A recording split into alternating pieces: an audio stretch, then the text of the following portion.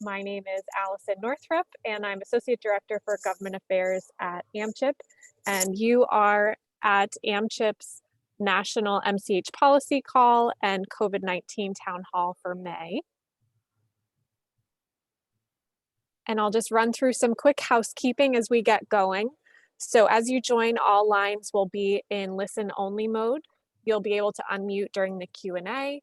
If you have a question for the presenters, you can type it into the chat box at any time. At the conclusion of the webinar, please take a couple of minutes to complete the evaluation survey. As a reminder, today's call will be recorded. And if you encounter any technical difficulties during today's webinar, please email Paige, or you can chat Paige Busenich at pbusenich@amchip.org. Our agenda for today's call is an AMCHP policy update, followed by updates from CDC, Maternal and Child Health Bureau. We'll pause for a question and answer, and then move on to our two state spotlights, starting with a spotlight from Florida and then North Carolina, and close out the hour with Q&A for our state partners and any additional questions that folks have. So I will get things started for us. So I'm going to start with an appropriations update. So the beginning of the appropriation season usually starts with the president's budget request. As the first year of a new presidential administration, that budget tends to be a bit later in the calendar year. In subsequent years, the president's budget typically comes out in February. So as we're in the first year of a new administration, the Biden administration submitted first a summary to Congress of the forthcoming budget for the federal fiscal year 2022 budget cycle. And that summary went up to Congress on April 9th. A few quick highlights. So this doesn't get into the kind of granular detail that we'll see in the full president's budget, but we do know that it proposes a $1.6 billion increase to the budget for CDC for a total of $8.7 billion for CDC. It proposes a $200 million investment to reduce maternal mortality. It includes funding to address racial inequities in healthcare, and it proposes $50 million for firearm violence research, prevention research, which would be a doubling of that investment. Still to come are further details of what the full budget will include, and that full budget's now expected around May 26th to 28th. That's the latest word that I've gotten on when we can expect to see that full budget. That full budget will include the details like the president's proposal for the top line number for the Title V Maternal and Child Health Services Block Grant, more details on what that $200 million investment will be in maternal health, and proposed funding levels for lots of other maternal and child health programs that we care about and that you all work with as at HRSA, at CDC, and other federal agencies. I haven't yet seen a top line number for HRSA, so we'll learn more about all of those programs once the full budget comes out, hopefully later this month. So we have a bit of detail from that budget summary about that $200 million proposed investment in maternal health. And just as a reminder about the president's budget generally, this is the administration's proposal for funding for the coming fiscal year. Ultimately, it will be up to Congress to write that funding legislation, but the president's budget is often used as a marker for what that fiscal year could look like. So this proposal in the budget summary for $200 million investment in maternal health, it mentions bolstering maternal mortality review committees, expanding the existing Rural Maternity and Obstetrics Management Strategies Program, or RMOMS program, placing early childhood development experts in pediatrician offices, implementing implicit bias training for healthcare providers. And this is something that comes from then Senator Kamala Harris's Maternal Care Act. So not surprising, I think, that we're seeing it in the Biden administration's budget proposal. And then investing in creating state pregnancy medical home programs. Things that we don't know yet from the budget summary that we've seen so far. Is this all new funding? I assume so, but we don't know for certain. How much funding does the budget propose to allocate to each of the listed activities that are called out in the budget proposal? What are the granular details? So what does the Biden administration mean by bolstering maternal mortality review committees? Is that expanding across the country? Is that something else? And will the budget propose increases for programs not listed in the budget summary? For example, the Title V Maternal and Child Health Services Block Grant, which we know obviously plays a role in improving maternal health. So here's the tentative timeline for appropriations this year. So we've seen a budget summary that was released April 9th. April 28th, member requests for funding levels for particular programs for members of Congress were due on the House side on April 28th. Coming up soon on May 12th is a budget hearing where the HHS secretary will testify about the budget before the House Energy and Commerce Committee. May 26th to 28th, we're expecting to see the president's full budget requests around those days. And then a couple of weeks after that, we expect that the member requests from all senators will be due to the Senate Labor, Health, and Human Services Subcommittee for Appropriations. So that brings us to like a May to July timeframe for when the House and Senate will start drafting and marking up their appropriations legislation. A couple of things I want to highlight on the House side. The House tends to move a bit sooner in the appropriations process than the Senate, so they've already moved forward with their deadlines for member requests for particular programs.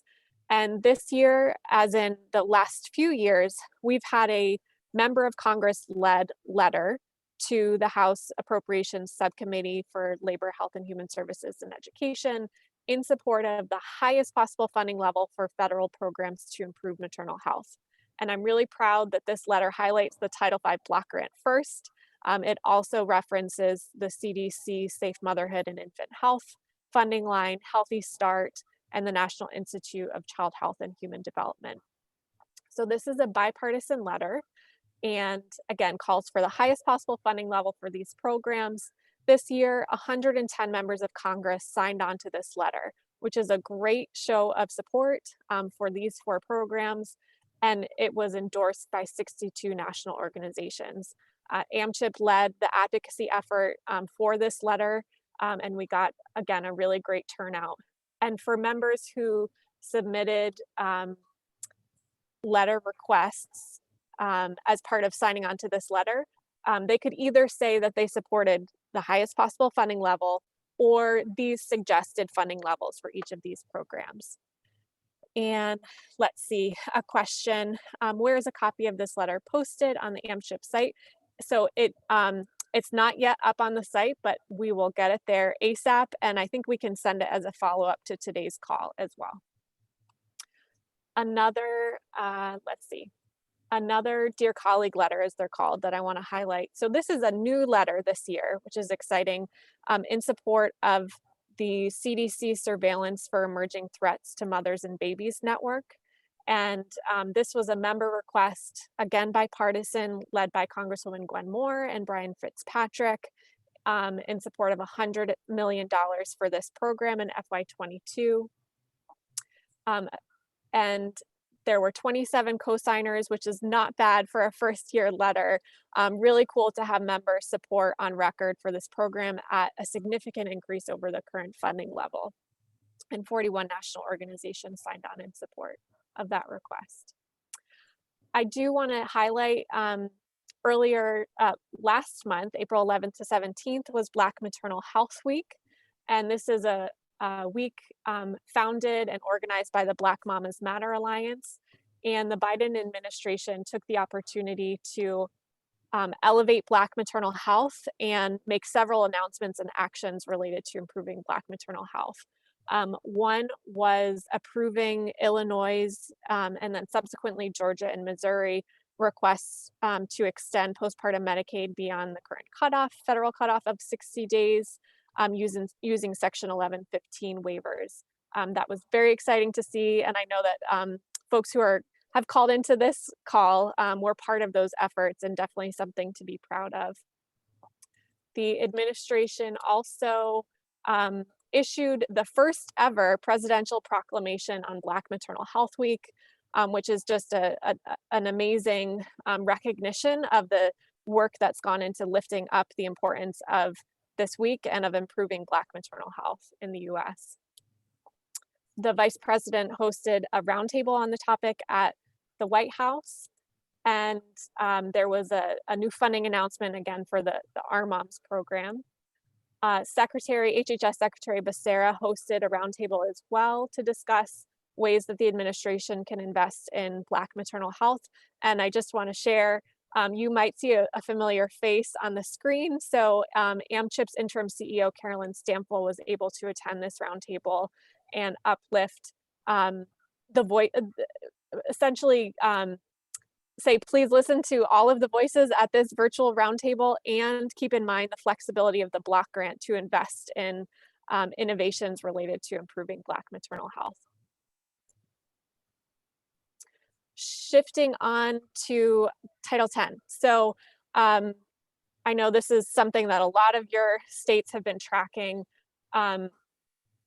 Last month, the Biden administration released a notice of proposed rulemaking for the Title X family planning program, and it's open for public comment right now. Comments are due May 17th. This is a proposal to revise the 2019 rule for Title X and essentially readopt the 2000 rule for the Title X family planning program, and then make some modifications. The way that the Federal Register notice phrases those changes are to strengthen the program and ensure access to equitable, affordable, client-centered, quality family planning services for all clients, especially for low-income clients. Linked to on this slide is the link to the actual Federal Register posting. And yes, Amy, I will absolutely put the link for the proposed rule in the chat box. Maybe one of my colleagues can help me do that. Thank you, Paige. And then just released yesterday was a great brief from the Kaiser Family Foundation that gives a good summary overview of kind of the immediate history around the Title X, the rule from 2019, and the changes that would be made by the Biden administration's proposed rule. So I am going to, oh, and this was just a cool graphic on the impact of the Trump administration's regulations for Title X. I'm going to shift things over to my colleague Olivia to talk a bit about the American Families Plan. Take it away, Olivia. Thanks, Allison. Good afternoon, everyone, and thank you for joining us today on this town hall. My name is Olivia Umaran. I am the Manager of Policy and Government Affairs at AMCHP, and I'm going to provide a brief overview of the recently proposed American Families Plan. As many of you may know, last week the Biden administration announced the American Families Plan, which is a $1.8 trillion plan for workers, students, and families. This proposed plan would expand access to education, reduce the cost of childcare, and support women in the workforce. If enacted by Congress, the American Families Plan would strengthen the social safety net to help families thrive, lower health insurance premiums, and build on the proposed investments to reduce child poverty, which were included in the American Rescue Plan Act. While the primary focus of the American Families Plan is on education and childcare, there are several maternal and child health provisions included as indicated on this summary sheet. These provisions were specifically related to maternal health and childcare investments, paid family medical leave, nutrition assistance, universal pre-K for 3 and 4-year-olds, making permanent the ACA premium tax credits from the American Rescue Plan Act, and child care tax credit policies. In the interest of time, I'll briefly go over some of these provisions. $225 billion was the proposed investment in child care, and this investment aims to make child care more affordable, ensure child care is high quality, and invest in the child care workforce across rural America. The proposed paid family medical leave guarantees 12 weeks of paid parental, family, and personal illness leave. And for nutrition assistance, school meal programs and summer EBT would be expanded to all eligible children nationwide. While this plan calls for significant investments in maternal health, details on these investments are still forthcoming. And I will pass it back to you, Allison. Great, thank you, Olivia. And I will advance our slide and introduce Kara Poland, who's joining us from CDC to give us the CDC update. Go ahead, Kara.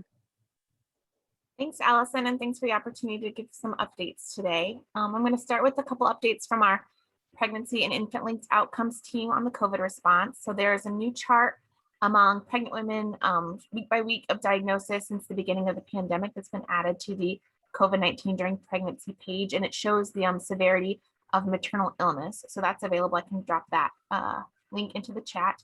And there's also a page that has been recently added on birth and infant outcomes. So that's data from the SetNet network that Allison had mentioned earlier. And those are updated monthly. So the April data has been added from 25 jurisdictions. So I will drop that link as well.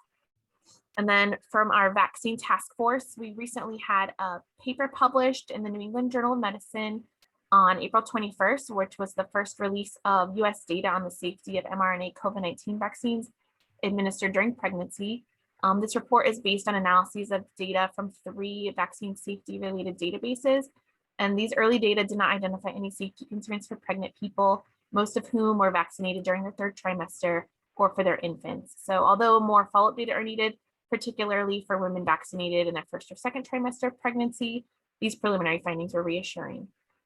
We also update the number of people who are participating in BSafe, CDC's after vaccination health checker. Those who report receiving a COVID-19 vaccine just before or during pregnancy, those numbers are updated weekly. So as of May 3rd, which was earlier this week, we have 106,241 pregnant people reporting to BSafe. And in the registry, we have 4,776 pregnant people enrolled. The next thing we wanted to reiterate was that our guidance is unchanged. So pregnant people are eligible and can receive a COVID-19 vaccine. If facing decisions about whether to receive a COVID-19 vaccine while pregnant, people should consider risk of exposure to COVID-19, the increased risk of severe infection while pregnant, the known benefits of vaccination, and the limited but growing evidence about the safety of COVID-19 vaccination during pregnancy. And we really want to ensure that access is not hindered. So talking with a healthcare provider may help a pregnant woman decide, or a pregnant person to decide whether or not to get a vaccine, but it's not required before vaccination.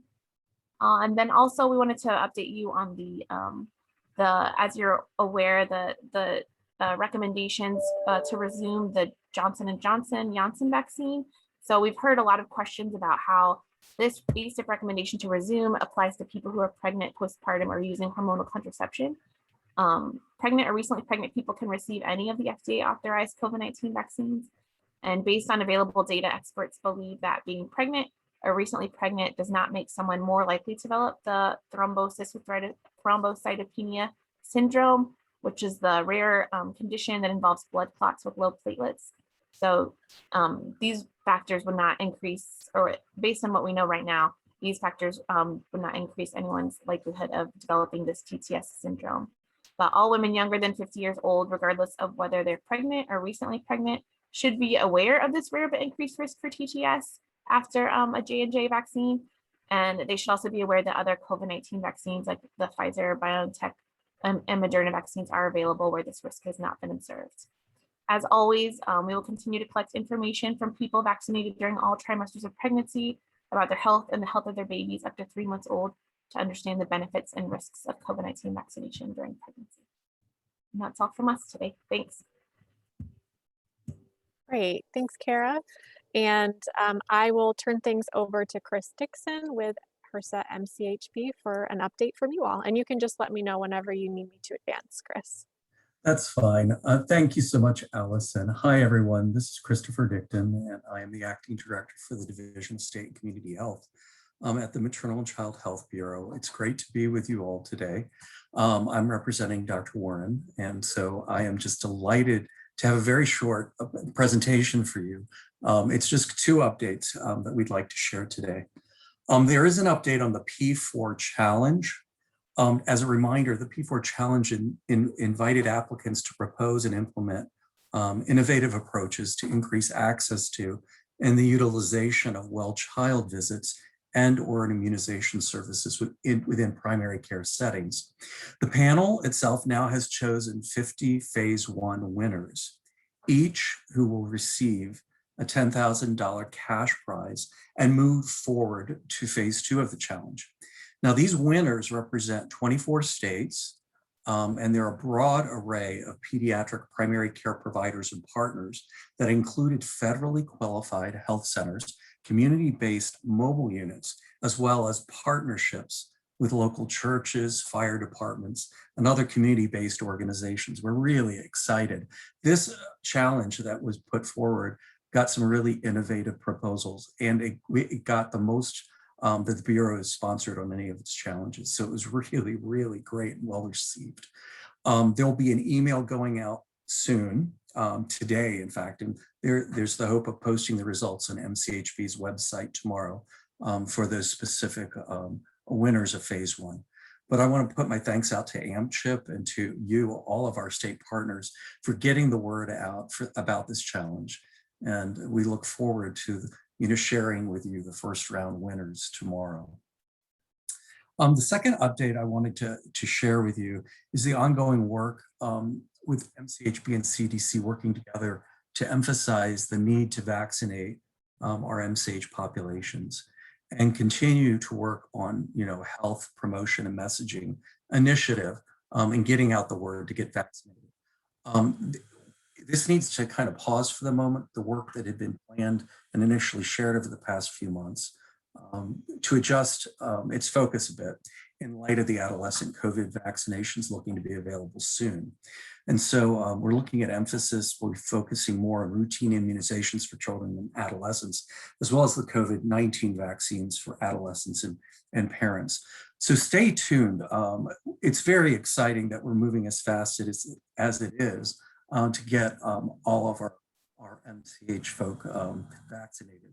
But just stay tuned on how we're going to continue to partner and get that message out. It's going to be really important as we head toward the new school year. And with that, that's us, Allison, and you can advance and close. Great, thank you so much, Chris. And I will take a pause here and just see, folks, if you have questions, feel free to type them in the chat for myself, Olivia, Kara, or Chris about any of the updates you've heard so far, or anything else that you're hoping to hear about from AMCHP and our federal partners.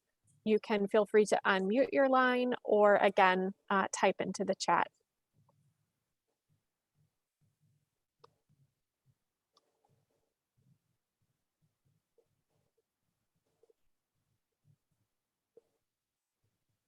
I'm not seeing anything come in at the moment, so I think that we can move on to our two state spotlights, and I will turn things over to Paige to introduce our first guest speaker. Great, thank you, Allison, Kara, and Chris, and Olivia. Hi, everybody. I'm Paige Busnich. I'm the Senior Program Manager of Children and Youth with Special Healthcare Needs at AMCHP, and I'm also our co-lead for our COVID-19 response. So as many of you may know, the month of May is Mental Health Awareness Month, and our featured presenters for today will be sharing their innovative work in their states to address the parallel pandemics in their states around mental and behavioral health and substance use disorder. So first, I'm really excited to introduce to everybody Lori Reeves. Lori is the Opioid Program Administrator and Maternal and Neonatal Opioid Prevention Coordinator with the Bureau of Family Health Services at the Florida Department of Health. Each of our speakers will have about 10 minutes to present, and then we can do Q&A after that. All right, I'll turn it over to you, Lori. Thank you so much. Can I have the next slide, please? Okay, thank you. I started working with the Florida OMNI team, which is for opioids, maternal health, and neonatal abstinence syndrome initiative. And I still, a year and a half later, don't know how we got OMNI out of that sentence. But the project in Florida started in 2017 or 18. They were one of the early states to join the group. And in 2019, they were one of 5 states that was selected to get a site placement of a person to help support that work. And that's when I came on board. So I worked for that first year for ASTO, and then the Department of Health picked up my contract to continue the work and move the momentum forward. But I want to say this is truly a team effort, and the partners at the Florida Perinatal Quality Collaborative, the Agency for Healthcare Administration, our Department of Children and Families, the Hospital Association, and so many others have been just so fully engaged and key players in this. And I really want to recognize their contributions here. Next slide, please. Our Pregnancy-Associated Mortality Review Committee identified drug overdose as the leading cause of death for mothers during pregnancy and in the year following delivery. And they released an urgent maternal mortality message for that in March of 2020. But guess what else was an urgent message in March of 2020? So it kind of got swallowed up by the pandemic. And that's really what I'm going to talk about today, is how we had to redirect our opioid use disorder efforts related to COVID-19 and how that impacted our work. Next slide, please. The Maternal Opioid Recovery Effort is the name of the initiative the Florida Perinatal Quality Collaborative is doing with hospitals. It's a quality improvement effort. And they had already done an initiative on NAS with more than 30 hospitals participating, and expanded that to include mothers in the next iteration, which had its kickoff meeting in November of 2019. And then hospitals launched their projects in January of 2020. And then, of course, guess what happened? Next slide, please. One of the first things that I did when I started the project before COVID hit us was work with communities where these hospitals were located. So what we wanted to do is make sure that hospitals had places where they could refer women who needed services and that they were well connected with those systems. So we went and visited with teams in these communities. There were 16 counties that had hospitals engaged in the initiative. I managed to get physical visits into 15 of them before travel was stopped for COVID-19. And we had a series of 3 questions we asked each of the community teams. And these were meetings with anywhere from 2 or 3 people present to, and a couple of communities, we had 2-day series of meetings with 3 different groups with over 150 people participating. And we asked them all the same questions. What are your strengths in your community related to identifying and treating women with opioid use disorder during pregnancy and postpartum? What are the system barriers and challenges that you deal with? And do you have any best practices that we could scale up or share across the state with other communities? And then I asked them for their wish list. If we could do one thing for you at the state level, what could we address or change? And we got some interesting responses to that led to some follow-up efforts as well. Next slide, please. However, as I mentioned with COVID, we kind of came to a grinding halt for a few weeks, and communities were busy gearing up their COVID efforts, and we didn't communicate much with hospitals during that period of time. But by April, we were starting outreach again to communities and having quick conversations. So we set these up in a different way than we normally did. We just did 30-minute blocks of time with whoever could join us. And it was us being myself and the nurse consultants for the Florida Perinatal Quality Collaborative. And we asked the communities how they were doing. Were they seeing any impact on maternal opioid use disorder related to the pandemic? How could we support them? And we were already getting reports from communities in April last year that they were seeing a drastic increase in overdoses. And in some cases, they could document a dramatic increase in overdose deaths. A couple of cases more than 20% already from April of 2019 to April of 2020. Another impact was that hospitals were unable to continue data collection for the quality improvement effort. What the pandemic related staffing issues had a pretty heavy duty effect on them. And although they didn't want to disengage from the QI project, they did want to just step back a little bit. And so we wanted to make sure that we made engagement as easy as possible for the hospitals so that we could keep them connected to us and have them still see us as a resource through the pandemic, so that when things were under control, they'd be ready to re-engage. Next slide, please. One of the things we did to help support the hospitals, and fortunately we got the filming for this done just prior to the shutdown for travel. Our filming day was on March 11th, and March 13th was the last day we were permitted to travel for the Department of Health. So we got in under the wire, but we created a series of videos that were designed to support hospital teams. And the first one, Stigma, is only 2.5 minutes. It obviously is not intended to fix the issue of stigma. What it's intended to do is help our hospital teams start that conversation internally and to think about what they needed to address in their own system using other resources and tools. The second video here is Getting Real, Taking the First Steps Toward Recovery. And it was intended to be a woman-to-woman story for women who needed to get into treatment, but might be reluctant for a large variety of reasons, including fear of DCF, pending legal issues, financial issues, stigma, all of those things. And it's a short but amazing video. And I just want to give a shout out to the moms who helped us with this. The scripting for these videos was all done by women in recovery. So, you know, obviously we had a production team to help them with that, but they wrote the scripts and the content is from their perspective. And the last two are for hospital teams on how to do SBIRT and how to talk about plans of safe care. Next slide, please. There are other initiatives we thought we could continue to sustain during the pandemic when hospitals couldn't report data on a regular basis. And so we continue to work with Healthy Start coalitions in our state. Florida has a state level Healthy Start in addition to federal sites. And Healthy Start coalitions in the communities where these hospitals are located, we were able to give them a small amount of funding to help them do community resource mapping to support the hospital efforts. We're working on plans of safe care, and we're trying to identify opportunities to incorporate plans into the prenatal period as opposed to just waiting for the infant to be born.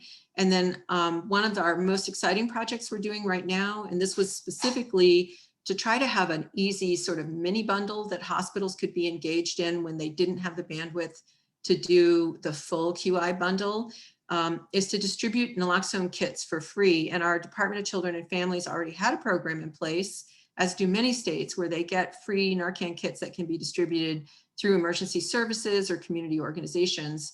And what we did is we talked to them and they agreed to help us roll that out in hospital maternity units. So our goal was that when a mother delivered, that she would immediately get naloxone kits, not a prescription, which might never get filled, but the actual kit for free that she could take home or that her family could take home. And DCF allows the hospital to give as many as 5 kits to one person. So hospitals are making the decision on how many kits they're going to give. Now that is a new project. We have 2 hospitals that are already distributing the kits. We have a half a dozen additional hospitals that are in the process of ironing out the contracts with their pharmacy systems. And then we're working on expanding it beyond that and even looking into whether we could do it with hospitalists or large OB practices and other kinds of settings. So it's a different kind of way to put naloxone into the hands of women who are pregnant or who've just had an infant to address that huge cause of maternal mortality. And then we're working on statewide issues to MAT. I'll talk about that again in a second, including some opioid training programs for OB and family practice residents. Next slide, please. Our Agency for Healthcare Administration tackled one of the big issues that communities talked about, and that was that providers said they couldn't get reimbursed separately for doing SBIRT, and they didn't get any additional payment for the time it took them to do the brief intervention for women. And so ACA was able to incorporate codes so that Medicaid managed care plans can authorize providers to get separate reimbursement for the screening component, and it's $17 plus change, I think, for that piece. And then they get another reimbursement for the brief intervention component, which I think is somewhere in the high 20s. I don't want to quote a specific number. And then they're working with our NAS team, our OMNI team, to develop a CME provider education piece as well. Next slide. We did a series of conversations with doctors and other OB providers. And we did this because we had heard from people that their colleagues said this or their colleagues said that. We wanted to hear directly from the practitioners about what their challenges and barriers were to screening and treating pregnant women. And I could talk for 2 hours just about this, but I'm just going to share these 4 categories with you. It boiled down to reimbursement issues, lack of time, insufficient training, system access and integration, and that was primarily referral challenges, and then barriers from the women's side on trying to access MAT. Next slide. And what we did with all the information we gathered from that MAT work group and the physician listening groups was put together a work plan. We're still tweaking this. We're working on our last priority area. We ended up with 5 priority areas, and I'm not going to discuss these because you've all seen work plans before, but I wanted to point out the 5th column across here where it says DCF, DOH, and FPQC.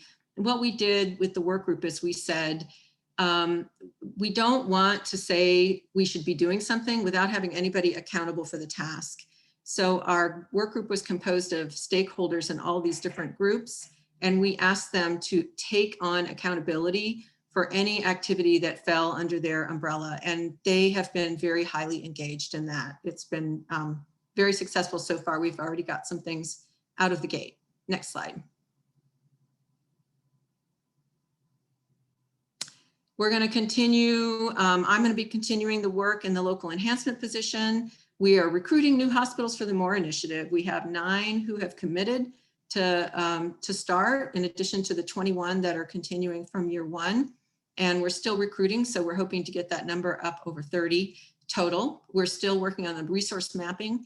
We're exploring pilot projects. We're hoping to do at least 1 pilot project of a under 1 roof in the state of Florida, where women can get all the care they need in one place. And then we're doing an assessment statewide on the availability of services for pregnant women with OUD, and that'll be for both prenatal care for women who are identified with OUD and also MAT and behavioral health services.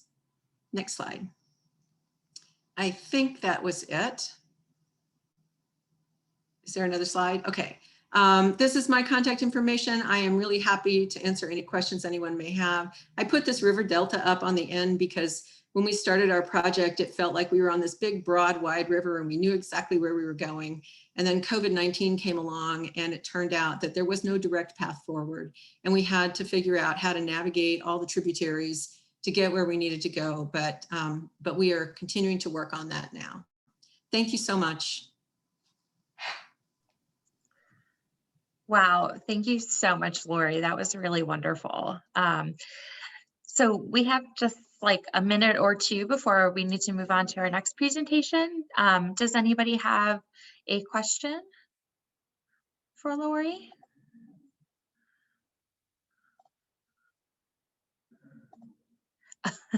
There's a question asking you which river.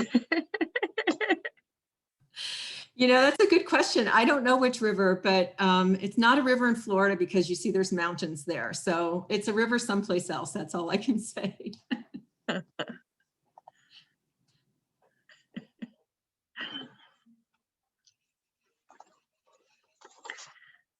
Great. Well, we'll hopefully have time at the end if there are any other questions that bubble up. So now I will introduce our next speaker. So Dr. Michelle Laws is the Assistant Director of Consumer Support Services and Community Stakeholder Engagement with the North Carolina Department of Health and Human Services, Mental Health, Developmental Disabilities, and Substance Abuse Services Division. It's a really long acronym. And she is also the co-lead of the North Carolina Department of Health and Human Services Historically Marginalized Populations COVID-19 work group. So I will turn it over to you, Michelle, if you are ready. Thank you, Paige. It's an honor to be with you all today. I'll jump right in. So if you will advance to the next slide. Next slide. You've covered who I am. I'd like to frame our response to the needs of women and including mothers, so maternal health response as it relates to the work that we do on the Division of Mental Health, Developmental Disabilities, and Substance Abuse Services side.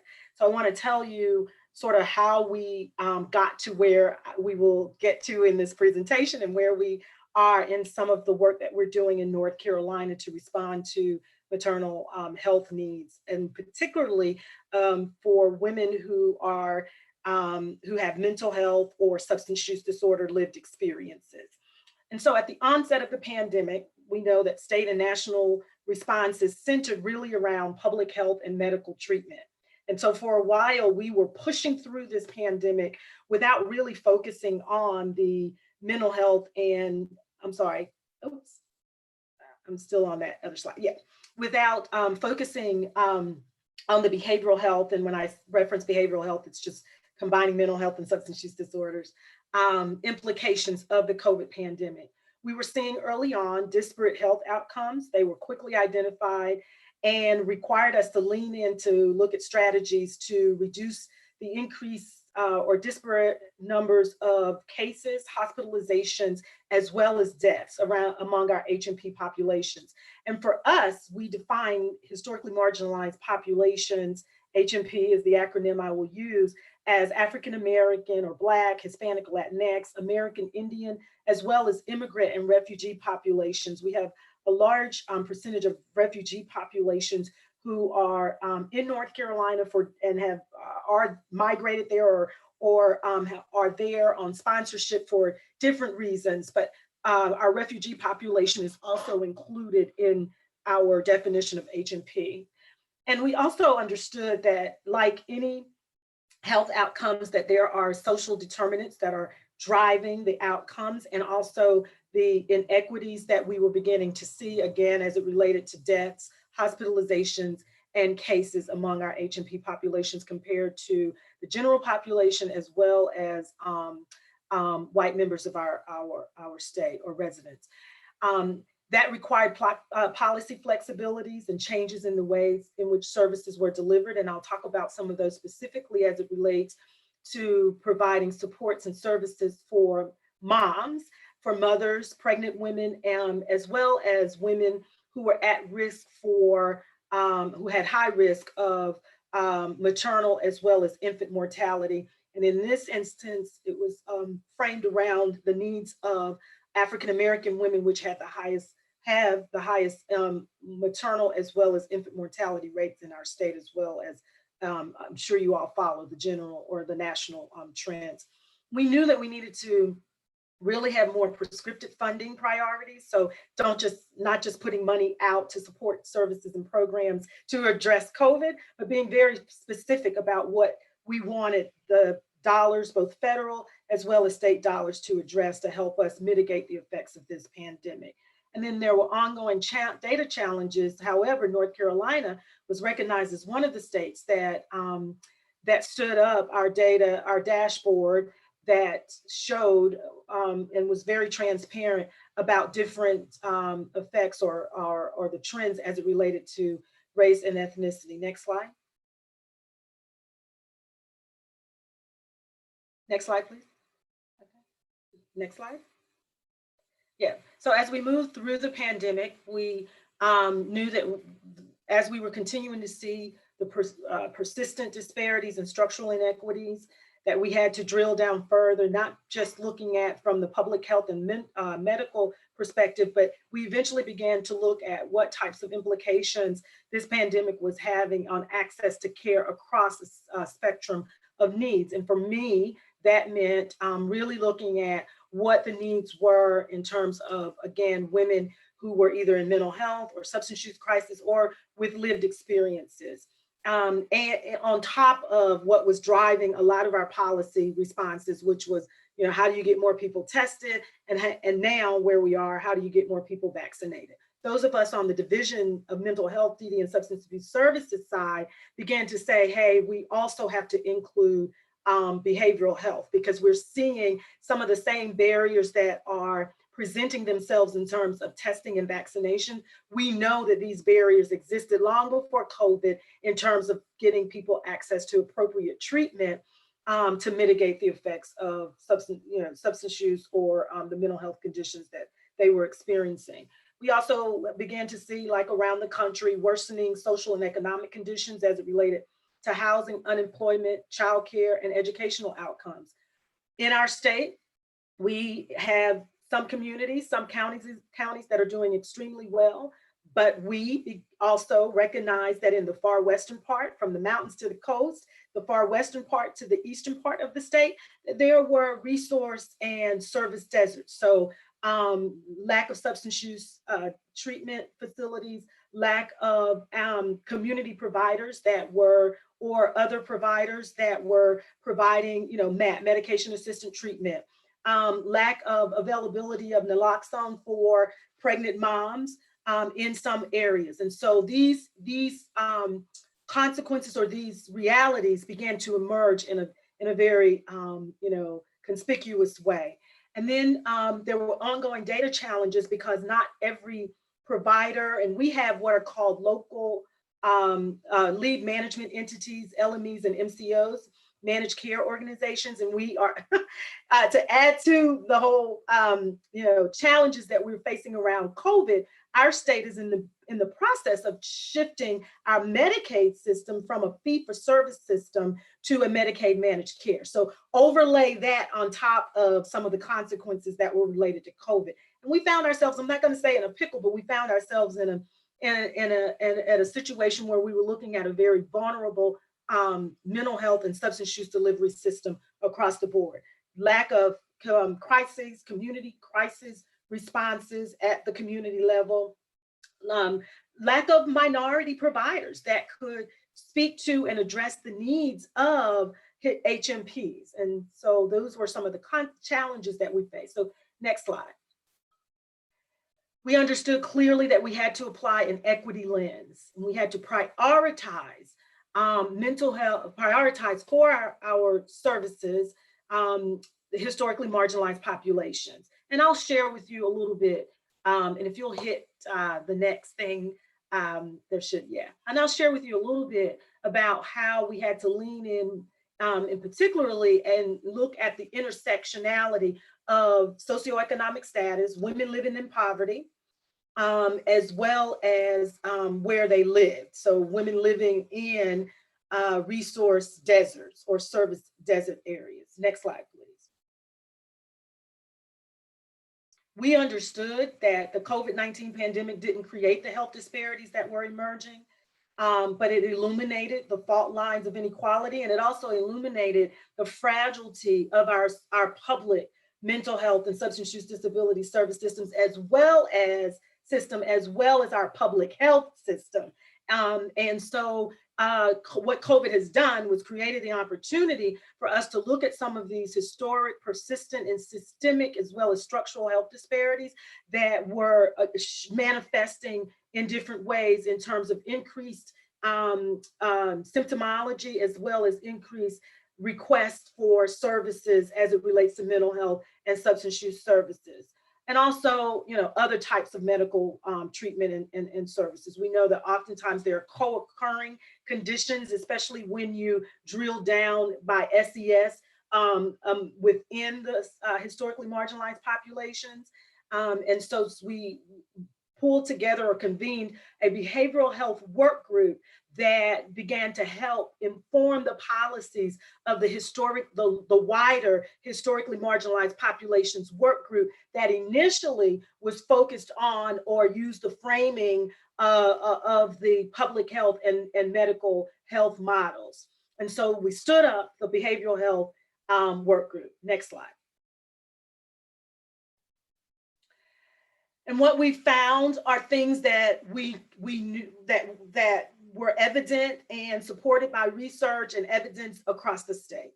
And one is that, when it comes to women, women are more likely to be single heads of households. Women were more likely to frontline essential workers, including pregnant women who were at particular risk, not only of COVID, exposure to COVID, but they were also at risk for challenges in delivery as well as postpartum.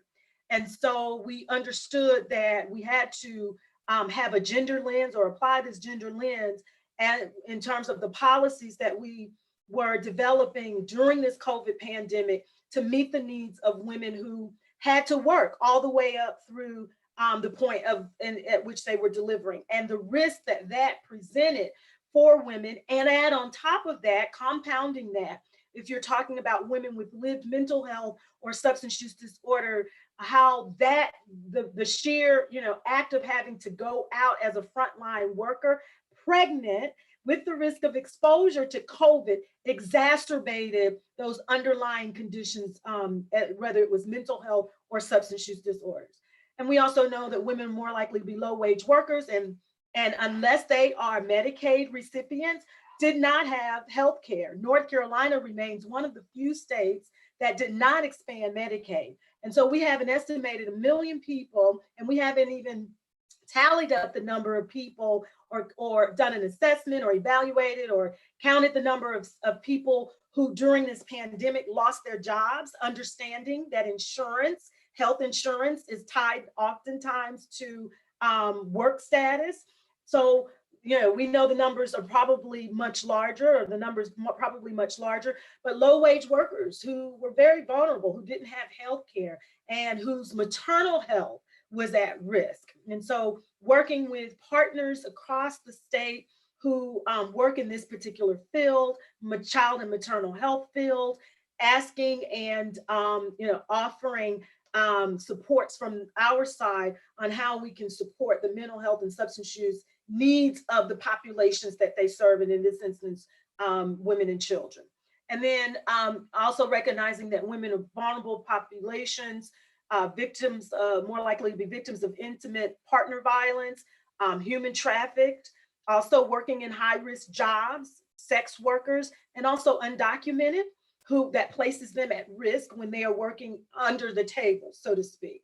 And so what we did was we began to sit in as regular members of some of the advisory teams across divisions and departments to inform some of the policies and also practices and responses to COVID, and sharing the resources that are available. What we found is, it's amazing. There are departments that are considered sister agencies that didn't know fully what types of mental health and substance use services were available, and yet they were serving women and children. And so really having this collaborative cross-sector partnership and relationship has proven critical. And not just people working within state government, but making sure that we brought along and invited to the table, not just to be at the table, but to help set the menu, so to speak, to help guide the policies and our responses, external stakeholders. Next. I won't go through all of the slides I have. They will be available to you on some of the data just to support, and that drove some of our thinking. But we know that about 1/2 of all workers are women, but nearly 2/3 of them work in different, that's okay, we're frontline women, workers working in different sectors. Next slide. And this is just a slide indicating, where women are overrepresented in different occupations. Next slide. You can go and again, this is the data I want to get to. I created a presentation. I pulled a presentation that I usually do. Next slide. Oops. Okay. So there is a final slide that talks about some of the things that we did in terms of policy flexibilities, making telehealth available, amending our 1115 waiver, making sure that medication assisted treatment was available in where we identified there were resource deserts or service deserts. Also making sure that there were peer support specialists that specialized in child and maternal health. Again, really working on a regular basis, meeting regularly with our external stakeholders who work in this space across departments and divisions to address the ongoing health disparities that we saw among our historically marginalized populations. And that's key.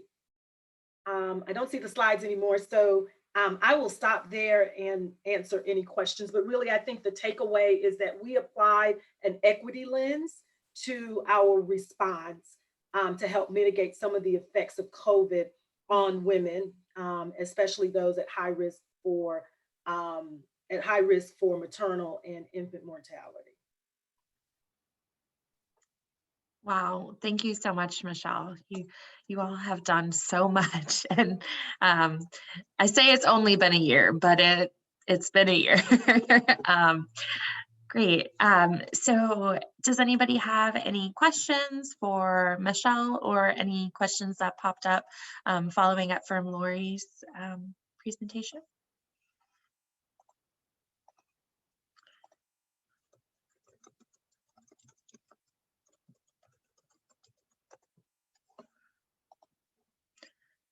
Everyone should be able to unmute if you'd like, or you can type in the chat box.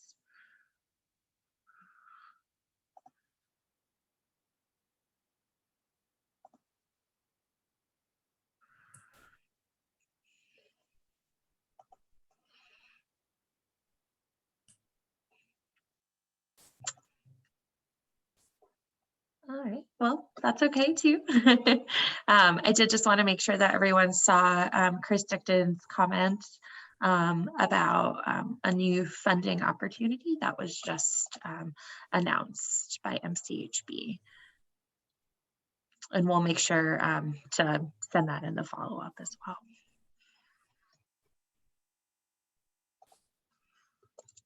Great, and thank you all so much. We've just got a couple more minutes, so feel free to continue to type questions into the chat. Hopefully you're all seeing the save the date screen at this point. Sorry about having some technical difficulties. Our next call will be June 3rd, and there's a registration link in the slides. If you can't see it right now, you'll receive that as a follow-up to today's call. And that is all of our content for the day. We can stay here for another minute just to see if any additional questions come in through the chat. And I did just see. Okay, great. Thank you, Paige, for putting the registration link for next month's call into the chat. And not seeing any questions come in. I will thank you all for joining us this afternoon, and I hope you all have a great rest of your day. Take care.